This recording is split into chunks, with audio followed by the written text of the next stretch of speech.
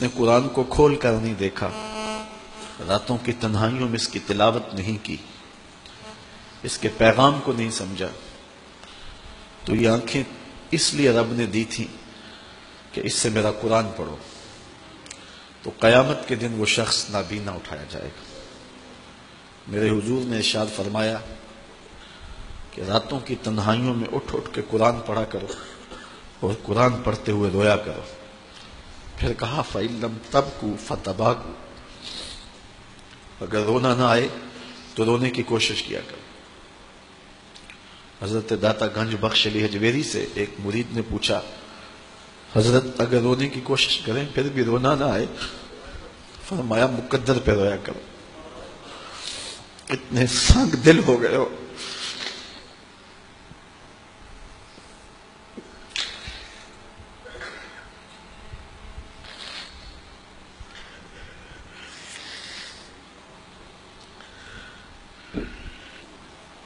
امام ابو نعیم نے حلیہ میں لکھا، لا خیر فی عین لا تبکی من خشیت اللہ، اس آنکھ میں کوئی بھلائی نہیں ہے جو رب کے خوف میں روتی نہیں ہے۔ رومی کہتے ہیں جہاں پانی چلتا ہے وہاں سبزہ اگتا ہے، اور جہاں آنسو چلتے ہیں وہاں رب کی رحمت اترتی ہے۔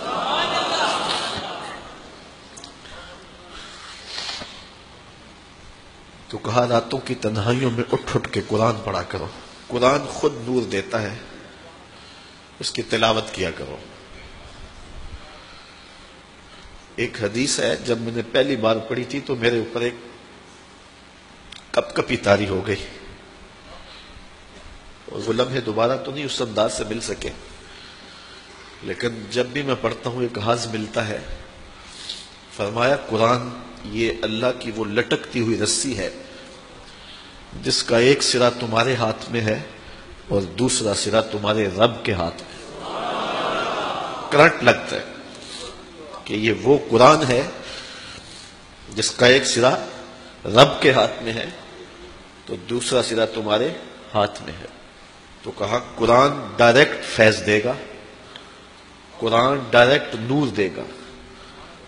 علامہ اقبال نے اپنے ایک ملنے والے کو خط لکھا، کہا ترجمہ نہیں بھی آتا تو پھر بھی تلاوت کرو، خالی تلاوت کرنے والے کے قلب کا تعلق حضور کے دل سے جڑ جاتا ہے۔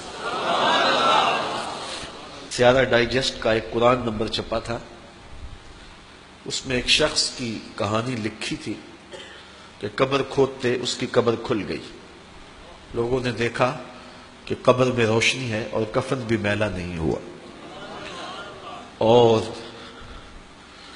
وہاں گلاب اگے ہوئے ہیں جس کی خوشبو سے ماحول میں عطر پھیلا ہے۔ تو لوگ اس نشان پہ صاحب قبر کا گھر تلاش کرتے رہے، اس کی بیوہ سے ملاقات ہو گئی، اگرچہ وہ بہت زیادہ بوڑھی ہو چکی تھی۔